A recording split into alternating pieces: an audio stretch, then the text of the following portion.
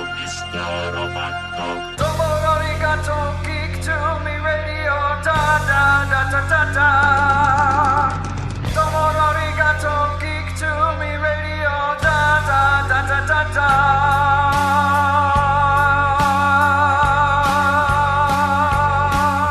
Welcome, geeks and nerds, girls and boys, to a brand new edition of Geek to Me Radio. Today is my Gallifrey 1 wrap-up. We'll be talking with Jason Haigh-Ellery, the owner of Big Finish Productions. We'll follow that with an interview with actor Sarah Sutton, who played Nyssa in the classic series. And then we'll talk with the 8th Doctor himself, Paul McGann. It's a Doctor Who extravaganza. Stand by. We're talking TV, comics and movies, and video games. And if you don't know Star Trek from Star Wars, we'll try to explain. There are 12 doctors for Hogwarts houses, one ring rules them all. To be the greatest Pokemon master, you must catch them all. You must catch them all. Try to catch them all. Gotta catch them all. Gotta catch them all.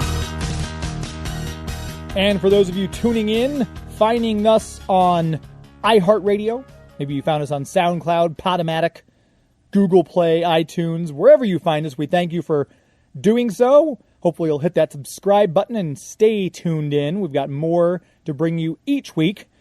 Over Valentine's Day weekend, I took a trip to LA, my very first time at the large Doctor Who convention, Gallifrey 1. I believe, I don't know if it's this one or Chicago TARDIS, but it's one of those two are the biggest Doctor Who conventions in the country, and I decided to try to get out there. I'd not met the 5th Doctor, Peter Davison, which I was very excited to interact with him. And they had the 9th Doctor as well, Chris Eccleston, who will be coming up at Planet Comic Con in March in Kansas City. We're hoping to get an interview with him either before then or at the convention, so stand by for that. In the meantime, though, I had a great time. It was a wonderful con, very, very well run, and I got a few great interviews. We'll start with the owner of Big Finish Productions. We're talking with Jason Haigh-Ellery, the owner of Big Finish, coming to find out. How are you? I'm fine, thank you very much. How are you? Doing well. Good. I've always been intrigued by the Big Finish. The products you guys put out are top-notch. We've actually had Paul McGann on the show before and Sylvester McCoy, who both raved about everything you guys do. That's there. Very nice of them. And it's got to be... To talk a little bit, since you're the owner, talk a little bit about the genesis of Big Finish, how it all came about, the start of it. Well, it started with a idea from Gary Russell. He came and met me for dinner. I've known Gary for a very long time, since I was about 15, and he said, we should do Doctor Who audios. So I thought, great, sounds perfect. And he wanted me to do the business side and talk to people, and fine. So we went to the BBC and discussed it, and at the time we hadn't done anything else, and they said, well, go away, do something else and come back.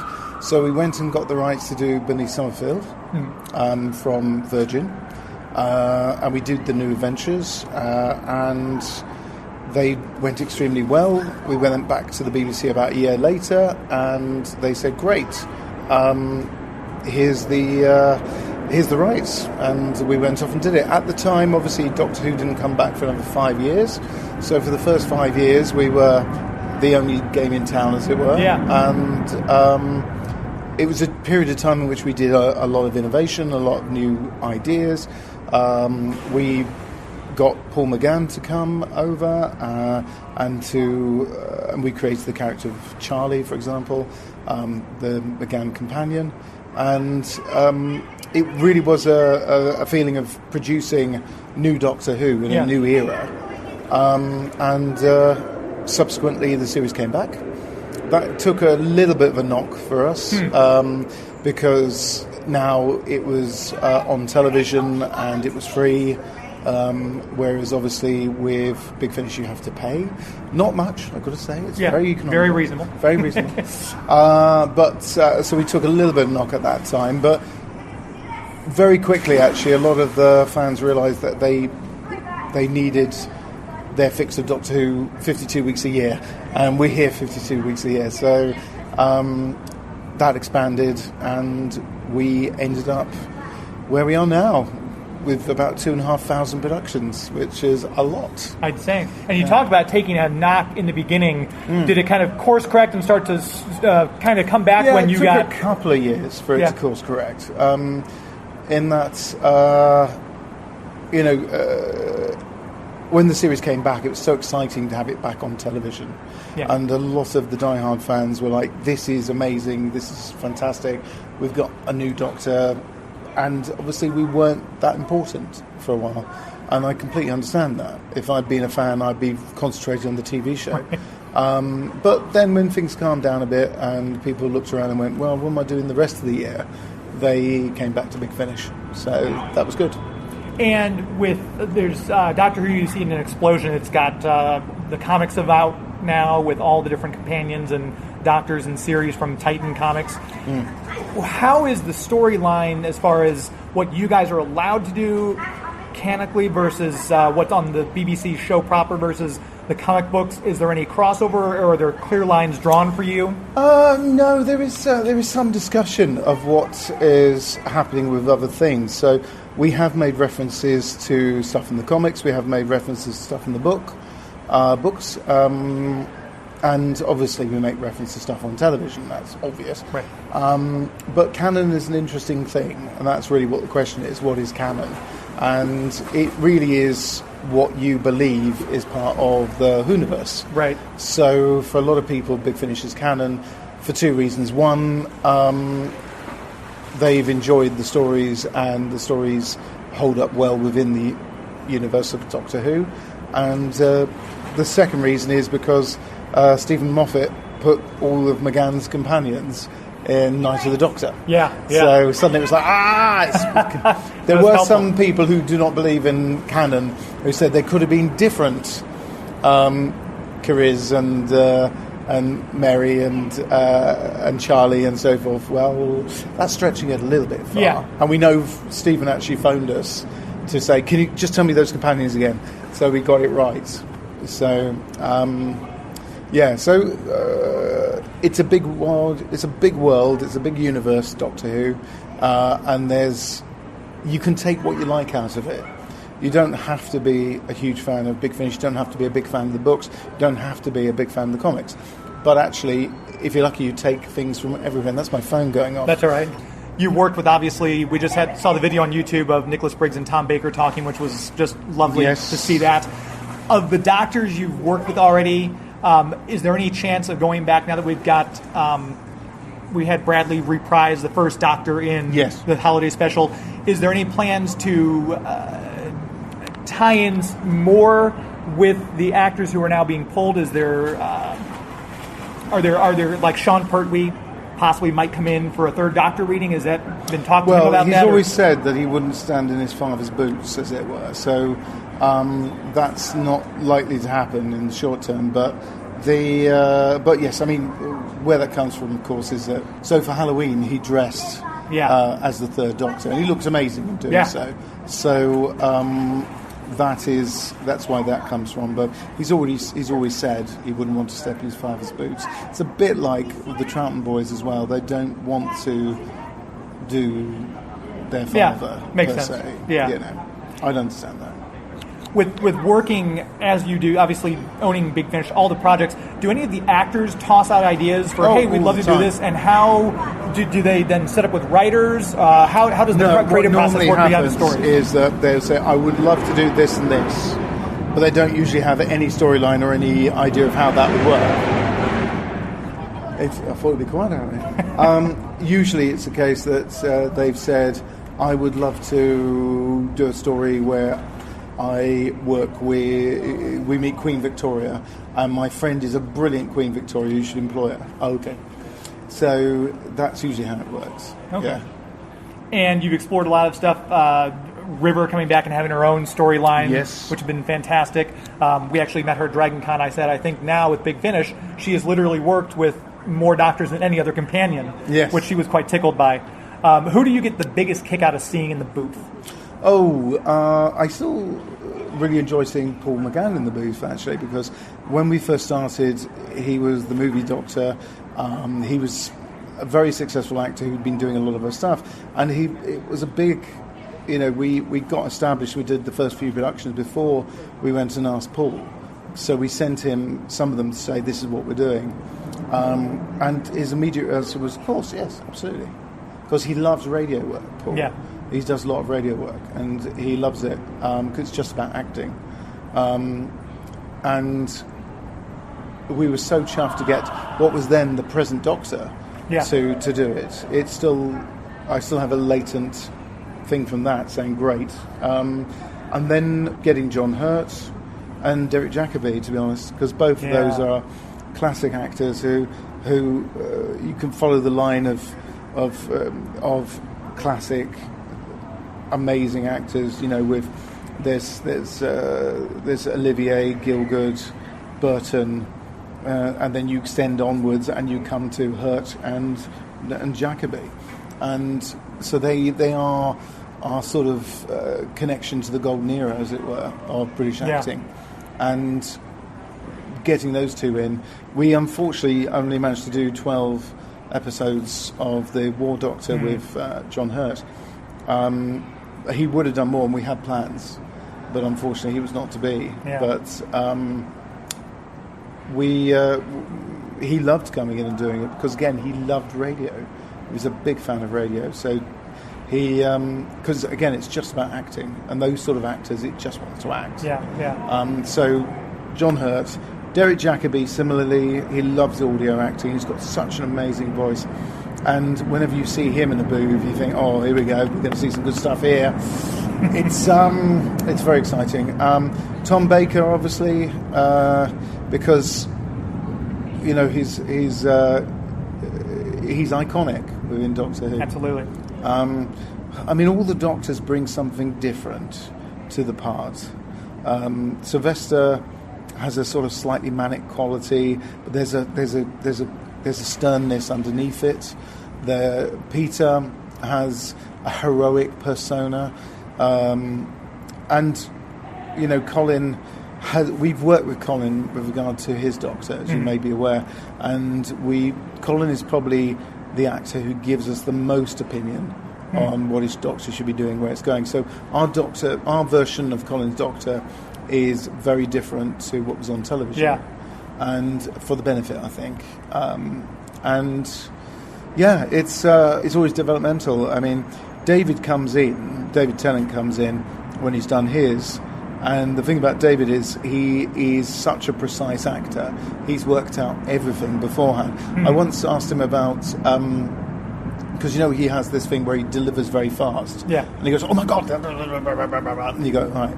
I said, "Oh, well, this must be easier for you because you got a script." And he went, "No. It's I deliver so fast. I can't read it fast enough. I have to learn it." So even though he's got a script, he's having to learn it. So because he's got So it's they're all very different actors who bring different things to it, and that's good. What's great about Doctor Who is none of those actors have been the same. So you've not replaced America series. There is a tendency if someone leaves to replace them with someone that looks the same, acts the same, almost as if don't notice the fact we changed the actor. Whereas Doctor Who's always gone for something different, which is great.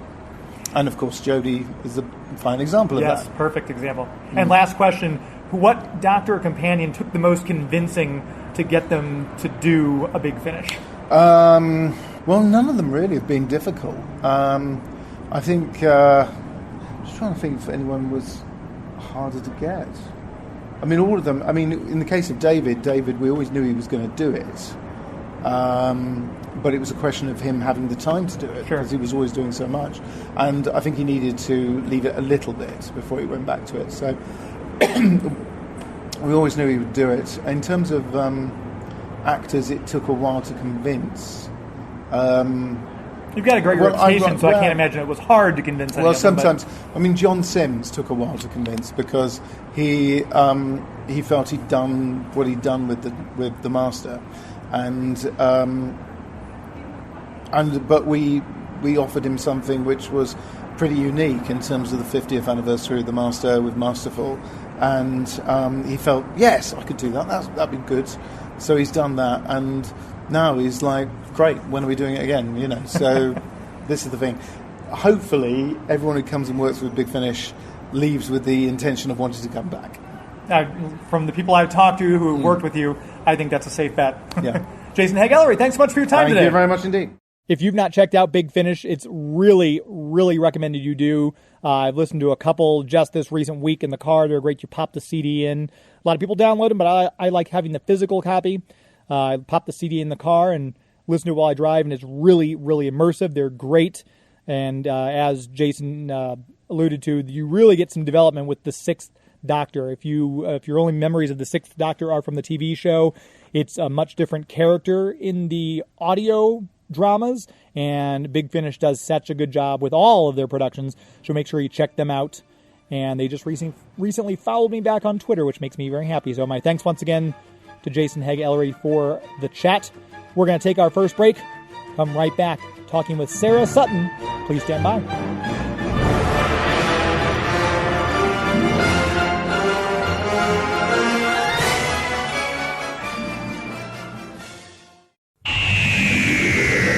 This is Paul McGann, the 8th Doctor. You're listening to Geek to Me Radio. Welcome back to the show. I'm your host, James Enstall. Before we get to our next interview, I want to tell you about Marcus Theaters, marcustheaters.com. They just have those events, the Fathom events that you can see. You go to the movie theater. They just had the 13th Doctor's premiere episode, Spyfall. I believe it was. No, that's James Bond. What was it? It was Spyfall. I'll have to go back and check on that. I'm 90% sure. People are screaming at their radio right now if I blew that. But the first 2 episodes of 13th Doctor's second season, they aired them in the Fathom events and Marcus Theaters. If you get a chance to go see an event like that or just to go see a movie, lots of great movies out right now. Sonic, The Invisible Man, Birds of Prey are still in theater. It doesn't matter what you want to see. You want to enjoy the movie, right? So you're going to have to go see it in a great environment. And Marcus Theaters provides just that. You can go to the website, marcustheaters.com, buy your tickets right there online, check out what's playing, find the theater closest to you, do it all from the one place, the one website. And now they've got movie taverns, so they've expanded their reach. They're in even more locations. So you might not have a Marcus Theaters near you, but you might have a movie tavern near you. And I can guarantee you a great time.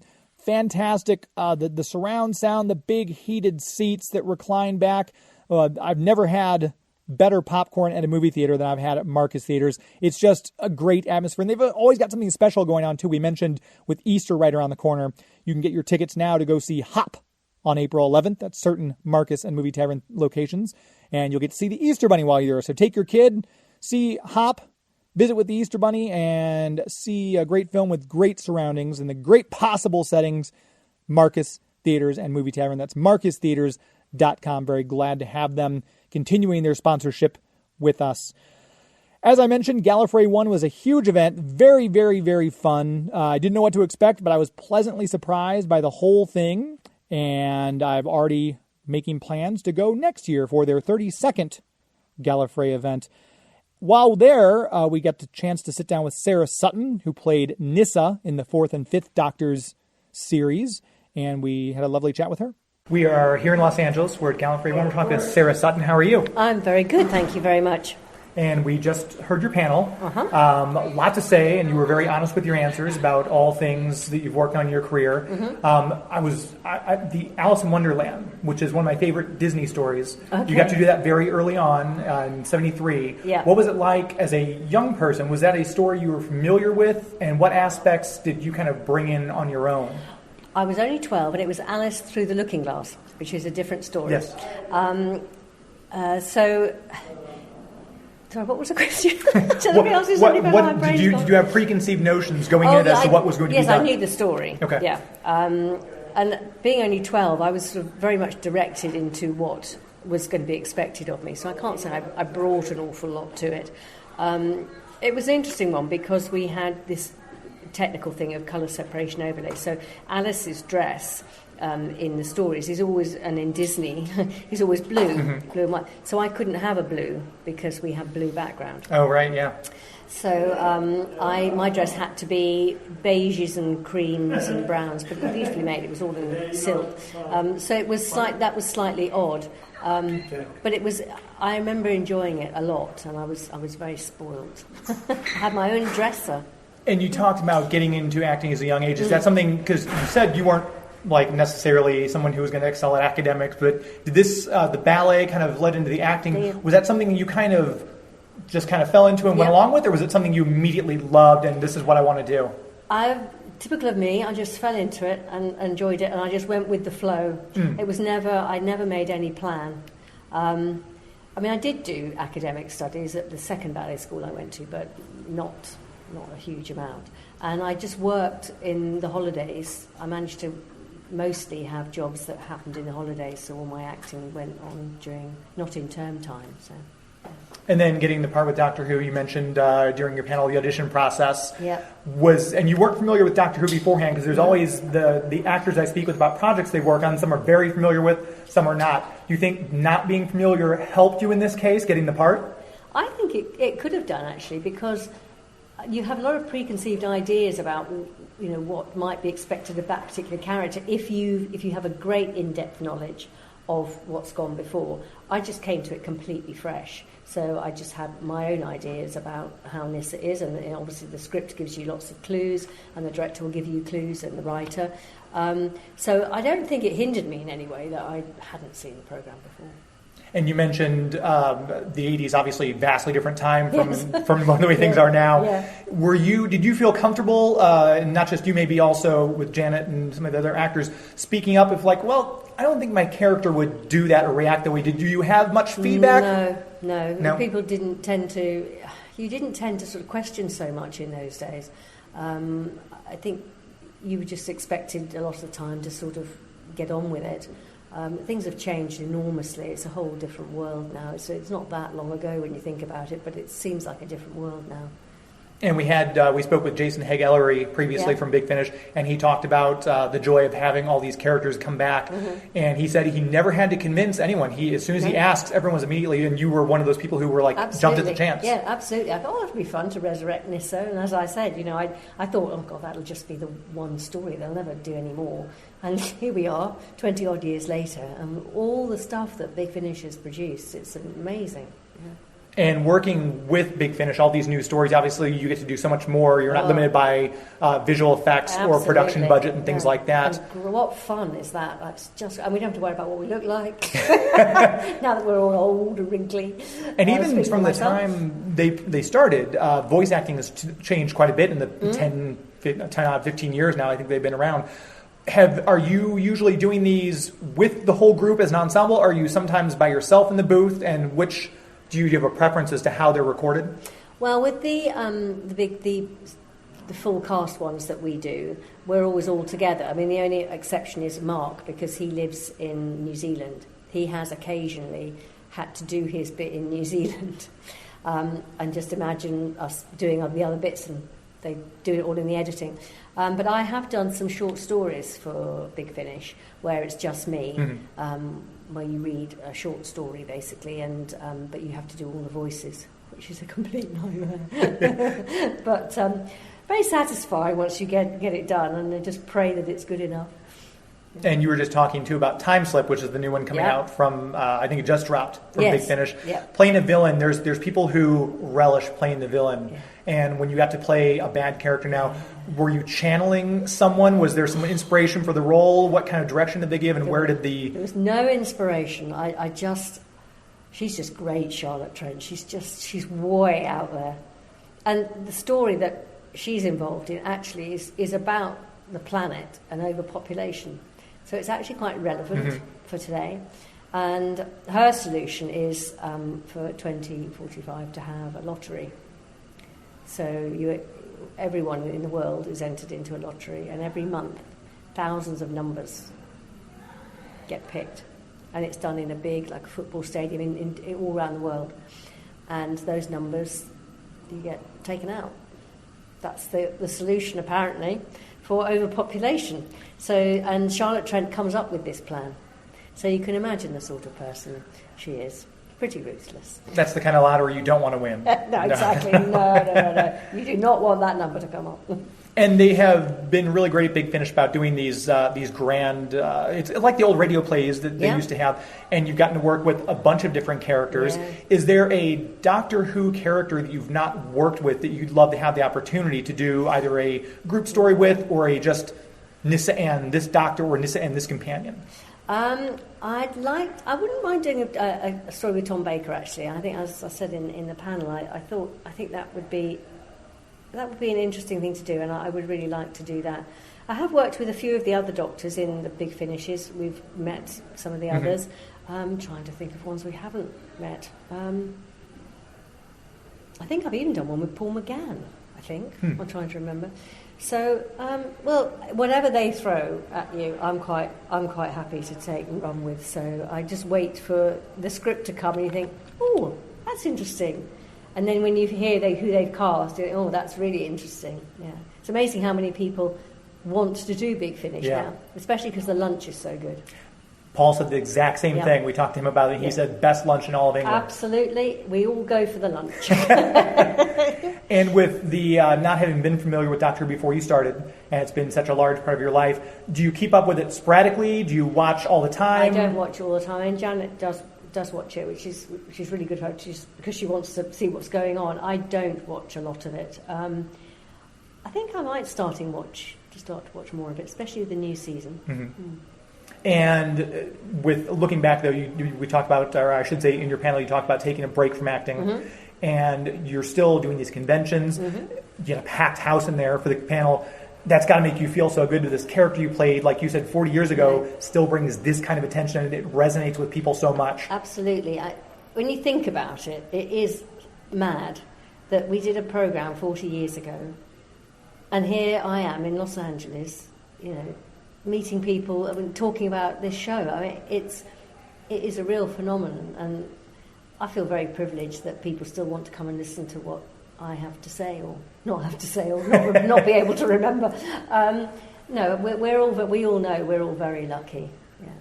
And last question, with the comic books now for Doctor Who, the Big Finish for Doctor Who, do you have anything, souvenirs, mementos from Doctor Who? Do you have a Doctor Who either collection of your own of something you kept, or something from the set that you have as a memento that's framed somewhere? What's the oddball Doctor Who thing we'd find in Sarah Sutton's house? Well, you wouldn't find an awful lot, but I do keep, sometimes people give me really lovely bits of artwork that they've done and things, and I do have a little sort of stash in the cupboard of things like that.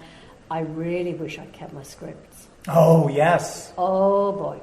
They all went in the bin at the end of every story, and I'm thinking now, that could have been a little bit of a pension there, but never mind. Yeah. Yeah, I've kept all my Big Finish scripts. That I was going to ask. That's the next best thing. Perfect. Yeah, so I've got all those in boxes up in the loft. Very nice. Well, I hope you're enjoying your time here in LA. I am. Thank you very much. It's lovely to talk to you, Sarah Sutton. Thanks so much. Thank you. I love going back and talking to the classic Doctor Who people, because it's a very different world than the modern era Doctor Who. So many differences, the way they have takes on things, and Sarah Sutton was an absolute dream. It was a pleasure to speak with her, and I thank her very much for her time. We're going to take our next break, come back, and I wanted to keep it Doctor Who themed, so we're going to re-air an interview. I don't think I ever actually played it on the broadcast. It's up on my YouTube channel. By the way, Geek to Me Radio, you can find me on YouTube, obviously on Twitter and Instagram at Geek to Me Radio, and Facebook.com/Geek to Me Radio. My new website is under construction, but normally links there. You can go to my YouTube channel, and this is where the interview with Paul McGann has lived since I got it back in 2016. So this is still an oldie, but a goodie, and I don't think, like I said, I've ever aired it on the radio here. So now's your chance to get to hear my interview with Paul McGann. We're going to come right back talking with the 8th Doctor. Please stand by.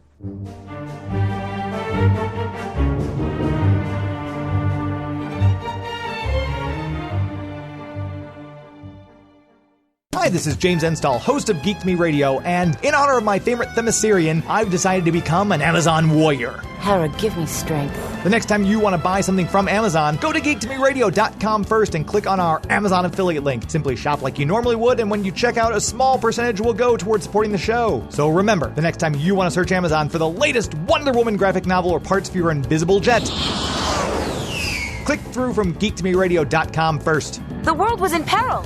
Would you have me stand by and do nothing? Hello, my name is Sylvester McCoy. I want you to listen to Geek to Me Radio. Otherwise, if you don't, I'll cry. Welcome back to the show. Gallifrey 1 in LA over Valentine's Day weekend was fantastic, a lot of fun. If you've not been before, I would highly suggest, especially if you're a Doctor Who fan, putting this convention on your list. They've already got it going on, scheduled for the same weekend over Valentine's Day weekend for next year in 2021. And if this year is any indication, I can only imagine next year will be even better. It was a superb event, smoothly run. We mentioned earlier in the broadcast we got to talk with the owner of Big Finish, Jason Haigh-Ellery. We also got to talk with actor Sarah Sutton, who played Nyssa in the classic series. Keeping it Doctor Who themed, as I was wanting to do, I realized I'd not aired my interview with Paul McGann before, who played the 8th Doctor and has gone on to do a lot of audio productions with Big Finish. So here is my 2016 interview with the 8th Doctor himself, Paul McGann. We are here with Paul McGann, the 8th Doctor from the Doctor Who series, from the movie, actually. And they call it the Finish, movie, yeah. 20 years coming up this year. Does it seem like it's been 20 years since the movie? No, time has gone so quickly. It's alarming. That's a good thing. Because both my kids were little. Little. In fact, I remember when we were shooting the things, occasionally, if they wanted to play with the TARDIS, the production had to stop for 10 minutes. That's how little they were. And but I can't. And now they're 28 and 25 or whatever it is. So, wow, yeah. Tempest Fugit. Indeed. It doth. Now, when you took on the role, there was a lot of the fan pushback about the kiss with you and Grace, Daphne Ashbrook. Had this gone on into a series, do you think that may have been something that would have been pre-David Tennant and Billie Piper, maybe a little bit of romance between the Doctor and his companion? Was that... I kind of hope not.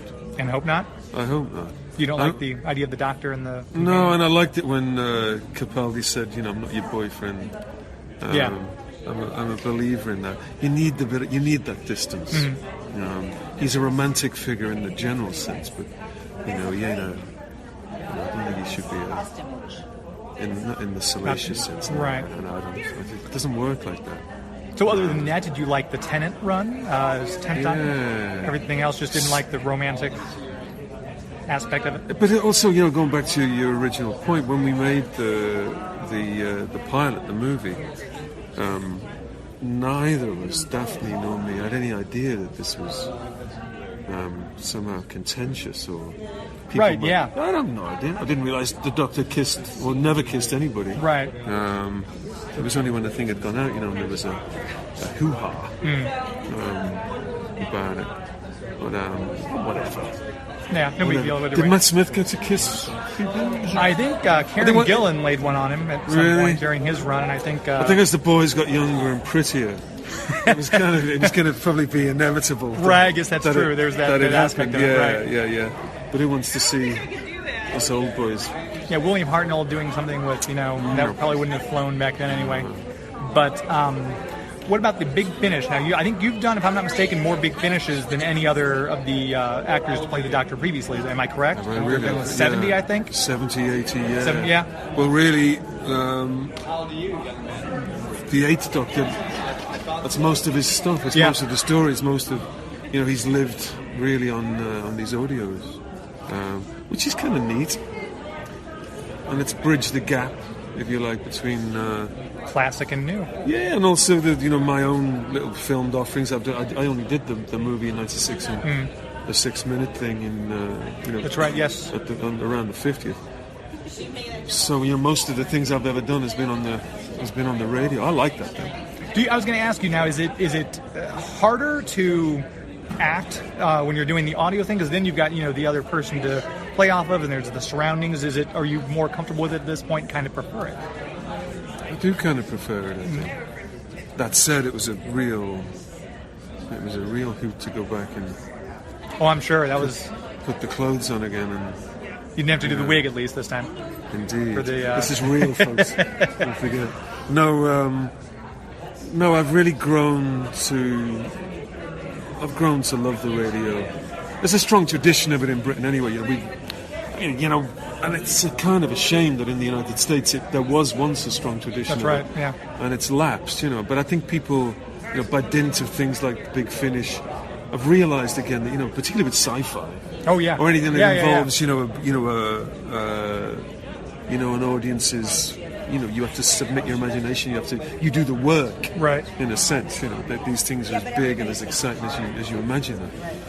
It's a great. Paul McGann saying, "Listen to more radio." It's a great medium for yes, that. I agree. And particularly since the 50th, we've been doing these. The Big Finish. I've personally been doing, I think, since 2003 or 4. But it's only really since the 50th, around that time. And then we did the 5 Doctors. I mean, the light at the end. Right. Yeah. That here in America, it's a word of mouth thing. It's really people. The pennies dropped with it, And kids are saying that, they're giving them to their friends and. I know, because you have here, people take 4, 5, 6 hour, 8 hour car journeys. Yeah. And you can listen to 2 or a whole box set of these things on these. They're perfect to listen to in the car. Yeah. So now, we've begun to sell a lot more here. And Big Finish has only one way of operating. The more right. we sell, the more we can make. So it's been, I wouldn't say boom time, but it's been a real shot in the arm. I've listened to a couple. Yeah. My friend says actually a lot of them are even better than the series themselves even at high points. Well, in a way, you can finish them. The stories you can tell whole episodes in whole stories in 2 hours. And like I say, without labouring the point. There are things you can do on the radio that you couldn't afford to do. Absolutely. On TV and visual medium. Yeah, it would cost you hundreds of thousands just to do. And you can. I like them. Yeah, I like them, and we'll always do them. Good. There's no Tom end, Baker's coming back for a series, so. There's no end of them really. I'll just do them till they say stop. So, as a doctor, let me ask you, who was your doctor? And we're going to find out who is Paul McGann's doctor. We'll get the answer and more right after this. Stand by.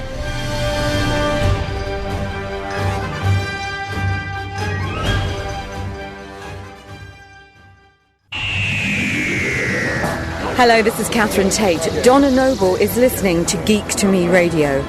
Donna Noble has been saved. Donna Noble is listening to Geek to Me Radio. Donna Noble has been saved. Donna Noble is listening to Geek to Me Radio. Donna Noble has been saved. We are back on Geek to Me Radio. This segment and the entire show really brought to you by our premier sponsor, the City of St. Charles, the website discoverstcharles.com. That's discoverstcharles.com. A beautiful place to visit with spring right around the corner. There's always something to see and do, but spring's a particularly nice time to come visit when everything's blooming. People are wanting to get outdoors, and there's a lot of outdoors to be had. Frontier Park, the Katy Trail, the Bike Stop Cafe where you can get a bite to eat and then set out on an adventure, rent some bikes and bike around. Very scenic. It's historic. It's a great place to bring friends, to go play Frisbee golf, whatever you want to do. It's really unlike any other place. We're so fortunate to have it right here in our backyard here in St. Louis. And I know a lot of people, it's a St. Louis thing, because I know I'm guilty of it. Oh, Granite City, I don't want to go across the bridge. Oh, it's in St. Peter's. Well, I don't want to cross. We need to get out more. We all need to do it. I'm guilty of it. But if you've not been to St. Charles and you live here in St. Louis, you need to go visit it. It's a fantastic place, and historic Main Street is a beautiful location. It's a little jewel nestled right there on the river. All sorts of things. I highly recommend you pop by Kilwin's and get some of their sea salt caramel ice cream. There's all sorts of places to eat up and down the street. There's little shops. We're talking Doctor Who, right? Well, there's the English shop in the 300 block that sells all sorts of Doctor Who merchandise. You can get your jammy Dodgers and your jelly babies while you're there. It's there's something for everyone. It's a great time to be had. If you've not been, you should definitely go check it out. And if you're from out of town, come stay a while, stay for the weekend, stay for a week, enjoy one of the festivals they've got coming up. You can check out all the events, the calendar of things happening. As I said, there's always something to do. Check out the website, discoverstcharles.com for more information. We always like to say it's an historically good time. This has been my Gallifrey 1 wrap-up show. We previously spoke with Jason Haigh-Ellery, the owner of Big Finish, and actor Sarah Sutton, who played Nyssa in the classic series. Now we're going to go right to a doctor, eighth Doctor himself, Paul McGann. And we asked him this question, who was your doctor? Well, I'm old enough to remember Hartnell. Really? Yeah, so, I remember those episodes when I was at school, when I was a kid. And in those days, maybe it was the same here, with only 3 TV channels anyway. Yeah, we had one channel here in I'm in Oklahoma, but in St. Louis we had Channel 9, started showing them in the 80s, I think, and they started with some of the Tom Baker episodes. But so it was a question of whether you were a fan or not as a kid. Mm-hmm. You watched everything anyway. Right. So I remember being 5, 6, 7 years old and turning up for school, whether it was maybe it was on a Thursday, go to school on a Friday, and the kids would be in the playground acting the thing out. I can remember that. Yeah, or whatever was on, they'd act that. Did you see this last night? They'd act the thing out. And someone was the Doctor, and someone was a Yeti or a Dalek or whatever it was. I can remember that. And it was him. It was Hartnell, and he seemed impossibly old to us. Looking back at those, even now, it's... But strangely, he was younger than I am now. He was 52, 53, 54 when he was doing it. Yeah. But he's got this white wig on. He was like this. He seemed to us like this Victorian gentleman, And I liked that. So that's what I meant. He was our Doctor, and he had that kind of sternness. He had a twinkle, but there was a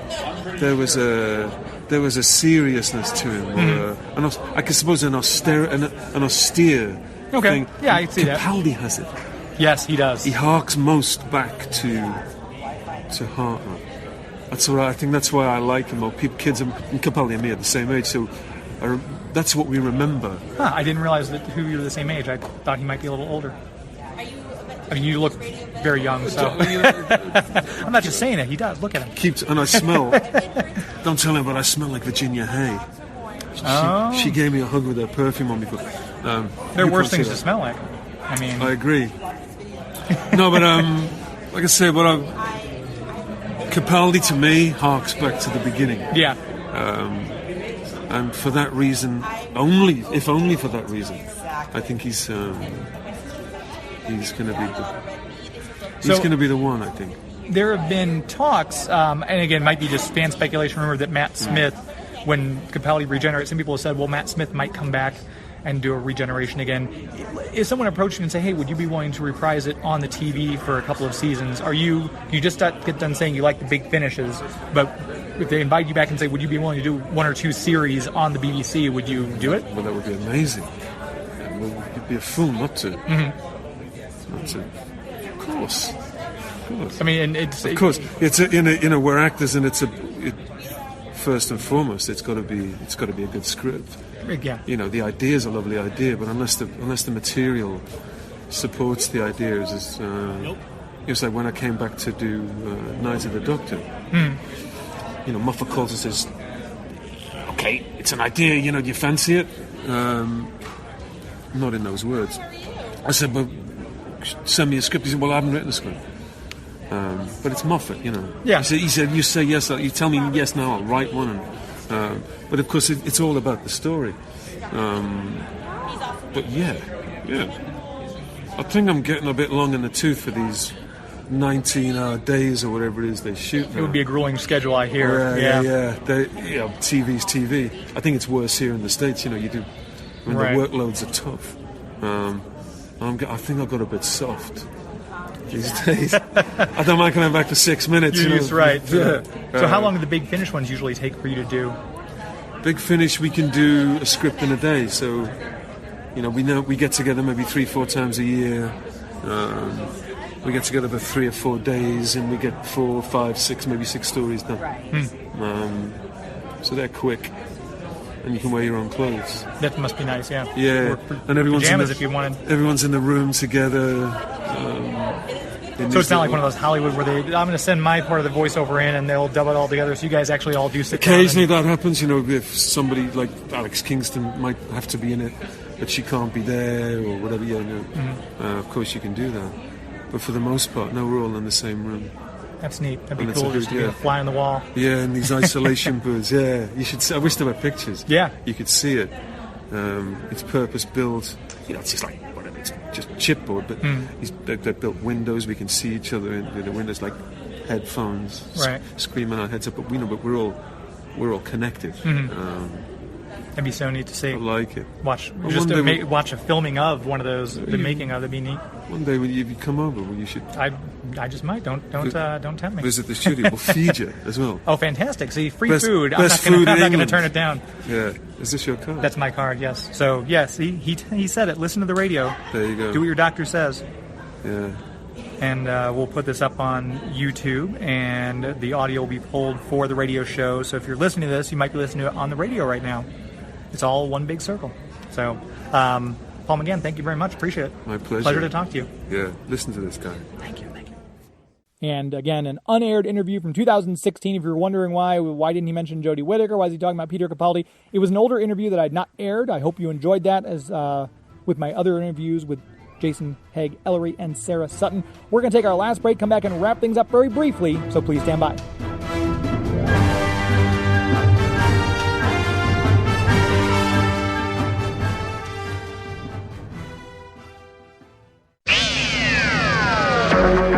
Hello, I'm Sarah Sutton. I play Nyssa in Doctor Who, and you're listening to Geek to Me Radio.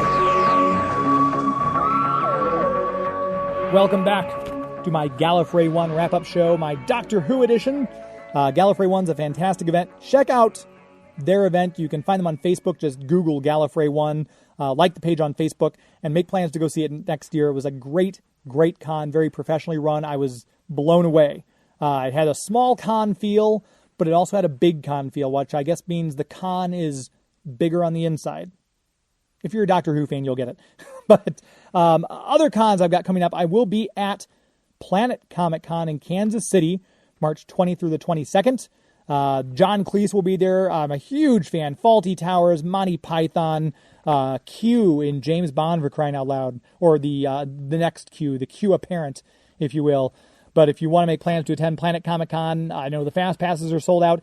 Get your tickets before they are sold out completely. It's going to be a great convention.